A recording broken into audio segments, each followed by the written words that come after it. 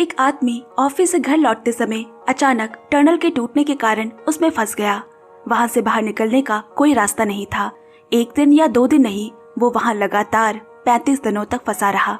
एक समय तो रेस्क्यू टीम भी मान गई कि शायद वो मर चुका है, लेकिन क्या आखिर में उसे टनल के अंदर से बचाया जा सका या वो वही मर गया? ऐसी अद्भुत 2016 कोरियन मूवी टनल IMDb 6.8 की कहानी आज मैं सुनाने जा रही हूँ। दोस्तों, सबसे पहले आप सभी के लिए गुड न्यूज है। कोरियन ड्रामा वेब सीरीज के एक्सप्लेनेशन हम दोबारा से शुरू कर रहे हैं। आपने हमारे उन वीडियोस को इतना प्यार दिया कि हम दोबारा एक नई चैनल में इसकी शुरुआत कर रहे हैं, जहां पर आपको हफ्ते में 2 दिन नए और पुराने हर तरह के कोरियन ड्रामा और वेब सीरीज के एक्सप्लेनेशन हिंदी में मिल जाएंगे। तो जल्दी से जाकर इस नए चैनल को चेकआउट करें, जिसका नाम है कोरियन ड्रामा हिंदी, और इसकी लिंक आपको डिस्क्रिप्शन बॉक्स में मिल जाएगी। और हाँ, इसकी नोटिफिकेशन हर हफ्ते पाने के लिए चैनल को सब्सक्राइब करना बिल्कुल ना भूले। तो कहानी में होते हैं। रोज की तरह ली ऑफिस से घर लौट रहा था। रास्ते में उसका पेट्रोल खत्म हो गया, इसीलिए उसने गाड़ी रोकी, पेट्रोल पंप से पेट्रोल भरवाया। वहाँ एक बूढ़ा कर्मचारी काम करता है जो ठीक से सुन नहीं सकता, और गलती से उसने बहुत ज्यादा पैसों का पेट्रोल दे दिया। अपनी गलती के लिए उस बूढ़े आदमी ने माफी मांगते हुए 2 पानी की बोतल उसे थमा दी। ली फिर अपनी गाड़ी लेकर घर की तरफ निकल पड़ा। घर से उसकी पत्नी यॉन का कॉल आया। बात करते करते वो गाड़ी भी चलाता रहता है। ली अपनी पत्नी और छोटी बेटी के साथ रहता है। उसकी आज बेटी का जन्मदिन है। उसने बेटी के लिए एक सुंदर केक भी लिया है। ह्यून बोली, आपकी बेटी ने जिद पकड़ ली है कि वो एक छोटा कुत्ता पालना चाहती है, पर हमारे छोटे घर में कुत्ते रखने की जगह नहीं है। ह्यून ने जवाब दिया, मुझे नहीं पता ये सब, जैसा भी करके आप अपनी बेटी को समझा लेना। ली बोला, हाँ मैं थोड़ी देर में घर पहुंच जाऊंगा, और फोन रखकर गाड़ी चलाने लगा। थोड़ा दूर आगे जाने पर उसे अजीब तेज आवाजें सुनाई देती है, लेकिन उसे लगा कि बाहर किसी चीज की आवाज आती होगी। वो ज्यादा ध्यान न देकर आगे की ओर बढ़ता रहता है। कुछ दूर जाने पर ख्याल किया कि टनल की लाइटें जल और बुझ रही है। वो डर गया क्योंकि आसपास कोई गाड़ी या इंसान नहीं है, लेकिन फिर जब उसने पीछे मुड़कर देखा तो टनल टुकड़ों में टूटकर सड़क पर गिर रही है। वो डर के मारे और तेजी से गाड़ी चलाने लगा। लगभग टनल के बीचों बीच पहुंचते ही टनल का अगला हिस्सा टूटकर उसकी गाड़ी के सामने आ गिरा। अचानक हुई इस घटना से उसे कुछ समझने का मौका ही नहीं मिला। जब होश आया तो देखा कि उसकी गाड़ी बुरी तरह से क्षतिग्रस्त हो गई है और शरीर पर धूल मिट्टी लगी हुई है। वो किसी तरह से गाड़ी के अंदर की लाइट जलाकर समझने की कोशिश करता है कि आखिर हुआ क्या, और तब मालूम हुआ कि टनल की लोहे की छड़ें टूटकर गाड़ी के अंदर घुस गई है। बहुत ढूंढने के बाद उसे मोबाइल फोन मिला, जिसका स्क्रीन टूट चुका है लेकिन अभी भी काम कर रहा था। वो इमरजेंसी हेल्पलाइन नंबर 119 पर कॉल करने की कोशिश करता है, लेकिन नेटवर्क ठीक से नहीं मिल रहा। इधर उधर फोन को घुमाकर किसी तरह नेटवर्क पाकर बहुत मुश्किल कॉल लगा। उसने हेल्पलाइन नंबर पर बताया, मेरी गाड़ी के ऊपर टनल टूटकर गिर गई है और मैं यहाँ फंसा हुआ हूँ, प्लीज जल्दी आकर मुझे बचाइए। क्योंकि टनल अभी अभी टूटा था, इसलिए ये खबर टीवी या कहीं और नहीं आई थी। वहाँ के हेल्पलाइन वालों को लगा कि शायद कोई छोटा पत्थर गाड़ी पर गिरा होगा, लेकिन ली ने कहा, नहीं सर, पूरा टनल टूट चुका है और मैं फंसा हुआ हूँ। अच्छा, आप चिंता मत कीजिए, हम 5 मिनट में पहुंचकर आपको वहाँ से निकाल लेंगे। अब ली के पास इंतजार करने के अलावा और कोई रास्ता नहीं। देखा गया कि थोड़ी देर बाद रेस्क्यू टीम टनल के पास पहुंचती है। उन्हें अभी तक यही लग रहा था कि शायद कोई छोटा मोटा एक्सीडेंट हुआ होगा, लेकिन जब टनल देखा तो सभी के होश उड़ गए, क्योंकि पूरा टनल पहाड़ के धंसने से दबा हुआ था। जितना आसान समझ रहे थे, काम उतना कठिन होने वाला था। अब इसके बाद कुछ ही देर में ये खबर पूरे देश भर में फैल गई। हर टीवी चैनल में बस यही ब्रेकिंग न्यूज। दरअसल सिर्फ 1 महीना ही हुआ था इस टनल के शुरू होने के, इसलिए यहाँ ज्यादा लोग या गाड़ियाँ का आना जाना नहीं था। अब तक ली की पत्नी भी ली के टनल में फंसने की खबर टीवी में देख चुकी है। वो बहुत ही चिंता में पड़ गई।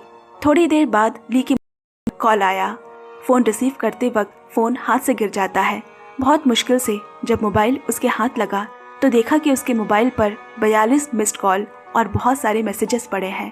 तभी एक टीवी चैनल के रिपोर्टर का उसे कॉल आया। रिपोर्टर पूछता है, आपके पास खाने पीने का सामान है या नहीं, क्योंकि आपको वहाँ से निकालने में लंबा समय लगेगा। ली बोला, इतना समय क्यों लगेगा? रेस्क्यू टीम ने कहा था कि 5 मिनट लगेंगे। रिपोर्टर ने जवाब दिया, दरअसल पूरा टनल मलबे में दबा हुआ है, इसीलिए वहाँ से बाहर निकालने में काफी समय लग जाएगा। इसके बाद ली भी समझ गया कि मामला अब सामान्य नहीं है। बीच हो रही बातचीत पूरे लाइव टेलीकास्ट हो रही थी। रेस्क्यू टीम के हेड ऑफिसर डाइक्योंग ये देखकर गुस्से में ढूंढने लगे कि किस गाड़ी से इसे लाइव टेलीकास्ट किया जा रहा है। उन्हें ढूंढ निकालने के बाद डाइक्योंग उन्हें फटकार लगाता है, क्योंकि अगर वो इस तरह उसे कॉल करते रहे तो ली के मोबाइल के बैटरी खत्म कर देंगे और जरूरत के वक्त उसे कांटेक्ट नहीं किया जा सकेगा। न्यूज चैनल इस बात पर भड़क कर उसके साथ बुरा बर्ताव करते हैं, लेकिन डाइक्योंग उन्हें समझा बुझाकर बात सुलझा देता है। अब डाइक्योंग ने ली को कॉल कर उसकी सिचुएशन जाननी चाहिए। ली बहुत डरा हुआ है, बस कहता रहता है, आपने तो कहा था कि आप मुझे जल्दी यहाँ से निकाल लेंगे, लेकिन अभी तक तो निकाल नहीं पाए। डाइक्योंग उसे भरोसा दिलाता है, आप बिल्कुल चिंता मत कीजिए, हम किसी भी तरह आपको वहाँ से बाहर निकाल लेंगे। तब तक आपको शांत रहना होगा। अगर कोई खाना है तो वो थोड़ा खा लीजिए और फोन की बैटरी बचा कर रखिए। ली सच में इन बातों का मतलब समझ नहीं पा रहा। उसने तो सोचा था कि शायद वो टनल के थोड़े ही नीचे फंसा हुआ है, लेकिन वो कितनी बड़ी मुसीबत में फंसा है इसका अंदाजा वो वहाँ बैठकर नहीं लगा पा रहा। ली ने उन्हें बताया, मेरे पास अभी आधा लीटर के 2 पानी की बोतल है और बेटी के जन्मदिन का केक। उस बूढ़े की गलती आज ली के बहुत काम आएगी। डाइक्योंग फिर बोला, हम पर विश्वास रखें, आपको वहाँ से जरूर बाहर निकालेंगे और अभी आपके पास जो खाना है उसे खाकर आपको 7 दिनों तक जिंदा रहना होगा। ये सुनते ही ली घबरा उठा। अब डाइक्योंग धीरे धीरे उसकी लोकेशन पूछने लगा कि अभी वो किस जगह है। ली ने बताया कि वो टनल के अंदर काफी दूर चला आया था। उसकी गाड़ी के ऊपर एक पंखा भी गिरा है। ली के कहे मुताबिक डाइक्योंग टनल की ब्लूप्रिंट निकालकर उस जगह को ढूंढने की कोशिश कर रहा है। इधर डाइक्योंग ने ली से ये भी कहा कि रेस्क्यू टीम रोज दोपहर को उससे कांटेक्ट करेगी। इस बीच आप अपना फोन बंद करके रखें ताकि बैटरी खत्म ना हो।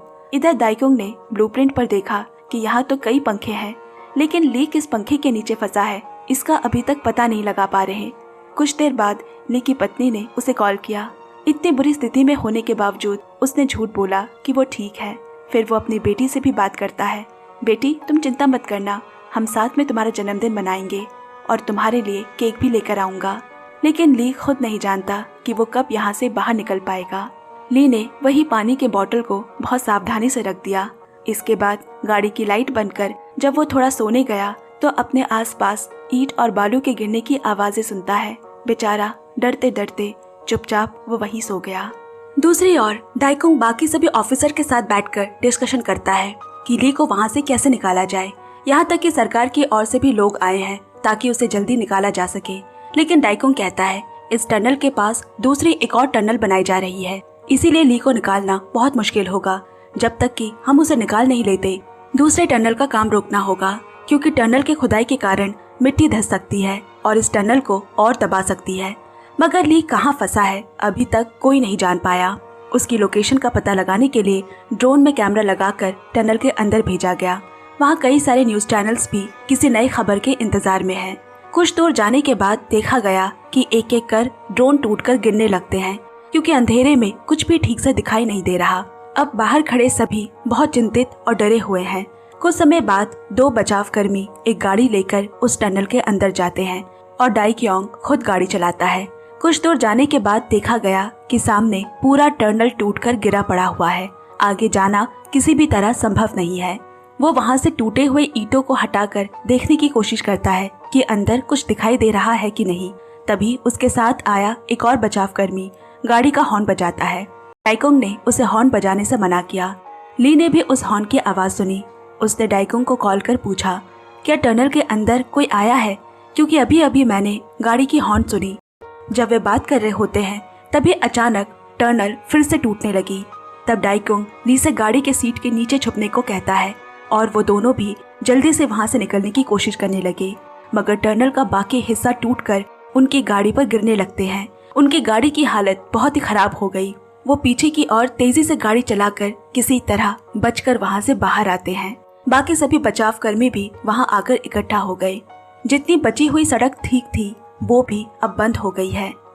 क्योंग ली से फोन कर पूछना चाहा कि वो ठीक है या नहीं। शुक्र है ली ठीक है।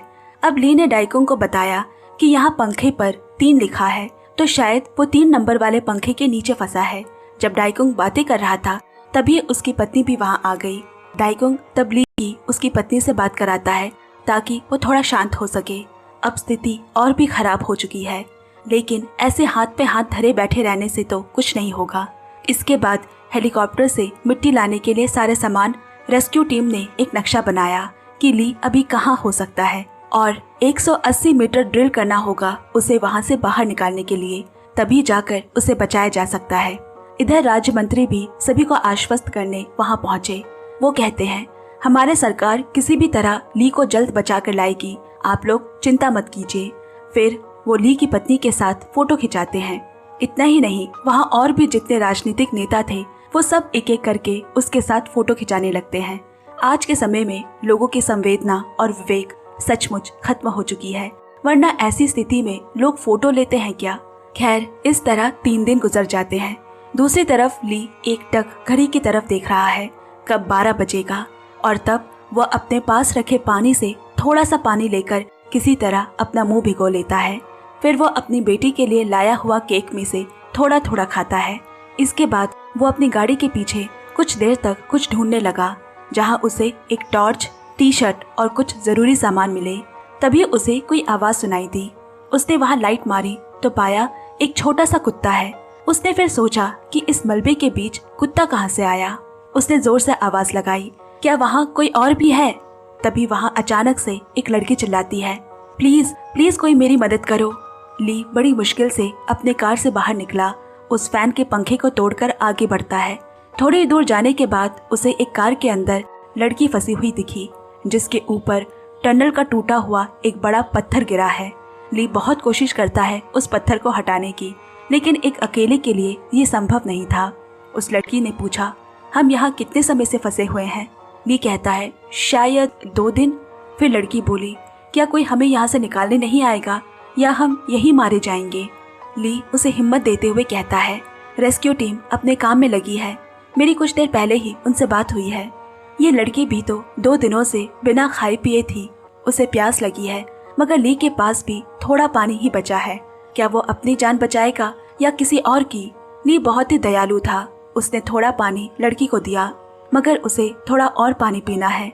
ली ने अपनी चिंता न करते हुए उसे और पानी देता है। ली ने अपने कुत्ते को भी थोड़ा पानी पिलाने के लिए कहा। बेचारा ली ने कुत्ते को भी थोड़ा सा पानी दिया।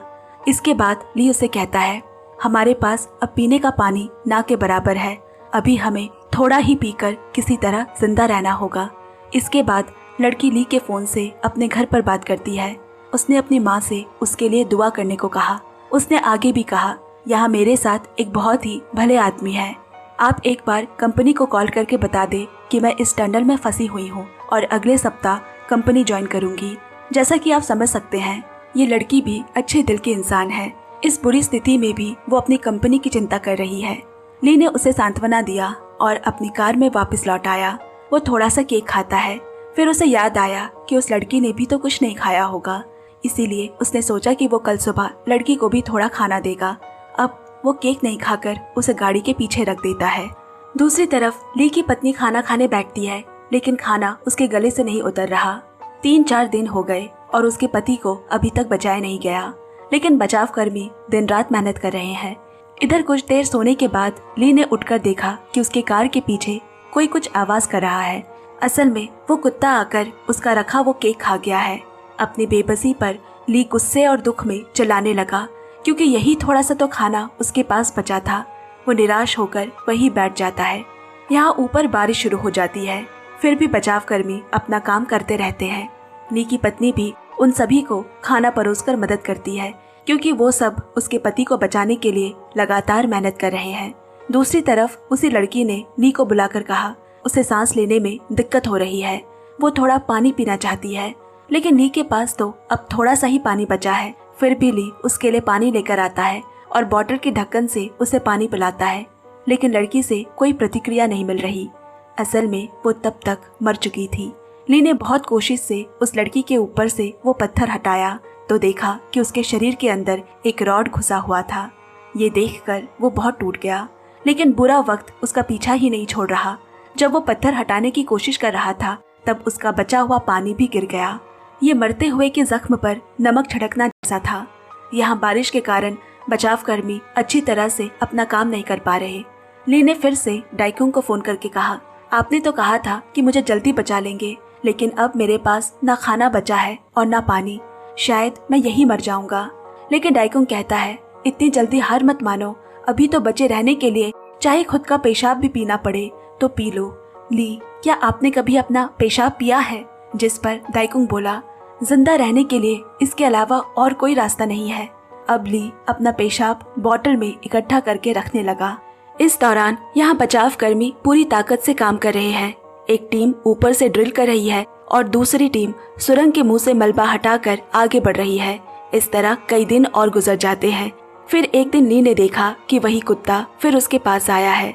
वो उसे कहता है, मेरे पास अब और कोई खाने की चीज नहीं है। लेकिन जब उसने ध्यान दिया तो देखा कि कुत्ते के मुंह पर थोड़ा खाना लगा हुआ है। वो कुत्ते के मुंह से थोड़ा खाना खा लेता है। सच कहे तो मुसीबत में बहुत कुछ करना पड़ता है। फिर वो उस लड़की के कार में जाकर कुत्ते के लिए कुछ खाना ढूंढता है। उसने कुत्ते और अपने लिए उस खाने को अलग अलग रख दिया, क्योंकि ली अब स्वार्थी की तरह अकेले जीना नहीं चाहता। वो उस कुत्ते का भी ध्यान रखता है। इस तरह एक दिन 2 दिन नहीं, लगभग 10 दिन बीत जाते हैं। एक दिन अचानक फिर से सुरंग ढह गई और वहाँ के पत्थर हिले, जिससे ली इतने दिनों बाद अपने पैरों पर खड़ा हो पाता है। वो तब आसपास खाने की तलाश करने लगा, लेकिन कुछ भी नहीं मिला। डाइक्योंग ने उसे कॉल किया और कहता है, हम यहाँ पूरी ताकत से तुम्हें बचाने का काम कर रहे हैं, लेकिन शायद हमें अभी लगभग 10 दिन और लगेंगे। ये सुनकर ली बहुत घबरा गया, लेकिन अब सच में कोई कुछ नहीं कर सकता। वो जिंदा रहने के लिए धीरे धीरे खुद की पेशाब पीने लगा। एक बार जब वो आसपास खाना तलाश रहा था तो उसने गौर किया कि एक रॉड से थोड़ा थोड़ा पानी टपक रहा है। ऊपर कुछ दिनों से हो रही बारिश से वहाँ पानी जमा हो गया था। ली अपने पास रखी बोतल लाकर वहाँ से पानी इकट्ठा करने लगता है। एक बूंद पानी भी अब उसके लिए बहुत कीमती हो गई है। उसने अपनी पत्नी को कॉल कर कहा, आज बहुत दिनों बाद मैंने थोड़ा सा पानी पिया। इतने बुरे गुजर रहे समय में ये उसके लिए बहुत अच्छी खबर थी।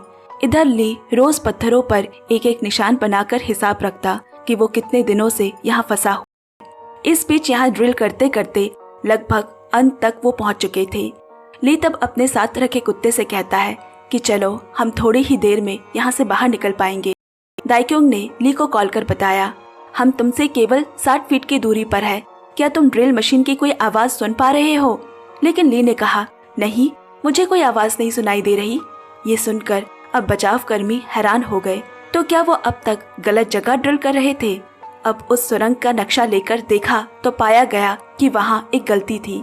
नक्शे में 7 जगह दिखाई गई थी, लेकिन असल में वहाँ 6 जगहों पर 12 पंखे लगे थे। लगभग 23 दिन की उनकी मेहनत मिट्टी में मिल गई।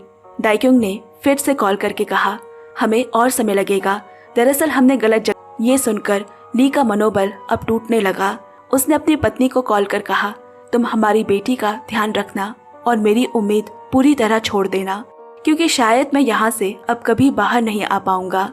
ये कहते कहते उसका फोन का बैटरी भी एकदम खत्म हो गया। वहीं बाहर अब काफी बर्फबारी शुरू हो चुकी है और इतने दिनों तक काम करने के कारण कई बचाव कर्मी मारे जा चुके हैं। इस वजह से ज्यादातर लोग ली की उम्मीद लगभग छोड़ चुके थे, लेकिन डाइक्योंग अपनी पूरी कोशिशों में लगा रहा, जैसे भी हो ली को बाहर निकाल सके। वो सबको समझाता है कि किसी इंसान की जिंदगी इस तरह खत्म नहीं होने देनी चाहिए, लेकिन सरकार की ओर से भी अब कोई मदद नहीं मिलती। टीवी के शो में भी कहा जाता है कि अब ली को बचाना लगभग असंभव हो गया है, क्योंकि फिर से सुरंग खोदने में बहुत समय लगेगा और तब तक वो ऐसे भी जिंदा नहीं बचेगा। इसीलिए बचाव का काम यही बंद कर देना चाहिए। ली भी अब हार मानकर चुपचाप बैठा रहता है। वो रेडियो पर सारी खबरें सुन रहा है और इस बीच एक और समस्या हो गई। पास की सुरंग का काम जो अब तक बंद था, दूसरी कंपनी के लोग दबाव डालने लगते हैं कि काम शुरू किया जाए, नहीं तो उन्हें बड़ा नुकसान होगा। इसीलिए वहाँ मौजूद सभी लोग और राज्य मंत्री भी लगभग उम्मीद छोड़ देते हैं। लेकिन डाइक्योंग कहता है, हम किसी की जिंदगी खराब नहीं कर सकते। लेकिन सभी ने ली को बचाने का काम बंद कर दिया और पास की सुरंग का काम शुरू कराने का आदेश मिल गया। ली की पत्नी वहाँ मौजूद सभी बचाव कर्मी को खाना बनाकर खिला रही होती है। तभी एक महिला ने आकर कहा, तुम्हारी वजह से मेरा बेटा मारा गया और ऐसे कई बचाव कर्मी और मरेंगे। तुम क्यों नहीं मान लेती कि तुम्हारे पति को और बचाना संभव नहीं है? ये सुनकर ली की पत्नी का भी मनोबल टूट गया जो अब तक वो समेटे हुई थी। लेकिन तभी थोड़ी देर बाद एक ऑफिसर उसके पास आकर उससे एक बॉन्ड पेपर पर साइन करने को कहता है ताकि वो अपने पति को बचाने का काम बंद कर सके। उसने भी मजबूर होकर उस कागज पर साइन कर दिया। दूसरी ओर यहाँ ली का पैर कट चुका है और वहाँ घाव हो गया है, लेकिन फिर भी उसमें थोड़ी उम्मीद बाकी है कि वो यहाँ से बाहर निकल पाएगा। मगर ऊपर तो सारी उम्मीदें खत्म हो चुकी है। अब ली की पत्नी रेडियो स्टेशन पहुंची क्योंकि ली ने कहा था कि वो रेडियो पर सारी खबरें सुन सकता है। वो कहने लगी, अगर तुम अभी भी जिंदा हो और मेरी बात सुन सकते हो तो तुम्हें खुद वहाँ से बाहर निकलने की कोशिश करनी होगी। तभी ली ने अपना मोबाइल निकाला। कई कोशिशों के बाद भी वो ऑन नहीं हुआ। इधर दाई क्योंग अभी भी हार मानना नहीं चाहता। काम बंद होने के बावजूद वो खुद सुरंग के अंदर गया और एक साउंड रिसीवर लेकर सुनने की कोशिश करता है कि कहीं कोई आवाज तो सुनाई नहीं दे रही।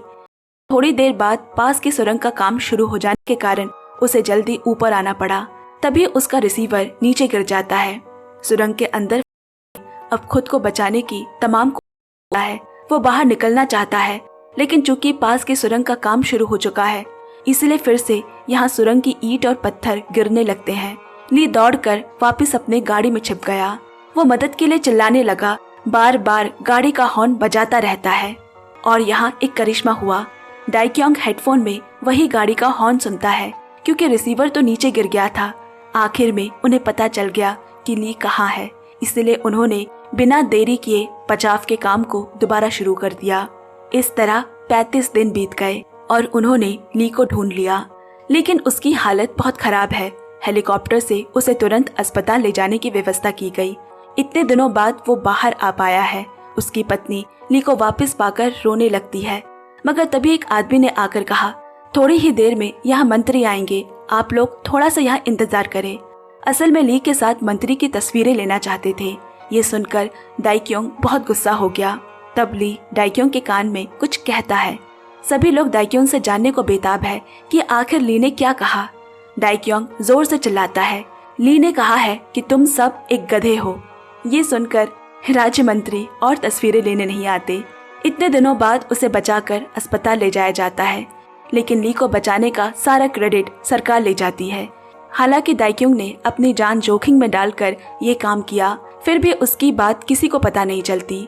असल में दाई क्योंग जैसे कुछ अच्छे लोग ऐसे ही छिपकर अपना काम करते रहते हैं। कुछ दिनों बाद ली अब स्वस्थ हो चुका है। वो अपनी छोटी बेटी के लिए केक लेकर घर जा रहा है। अब की बार उसकी पत्नी गाड़ी ड्राइव करके घर जा रही होती है। तभी सामने फिर से एक सुरंग दिखाई पड़ी, मगर इस बार वो डरता नहीं। उसने अपनी पत्नी का हाथ पकड़ा और वहाँ से निकल आया। इस तरह एक दिल दहला देने वाली कहानी की यही समाप्ति होती है। धन्यवाद दोस्तों। कहानी कैसी लगी दोस्तों कमेंट्स करके जरूर बताना। हमारी कहानी सुनना पसंद आए तो कम से कम लाइक और शेयर जरूर करना। मिलते हैं अगली नई वीडियो के साथ। तब तक के लिए bye bye and take care friends.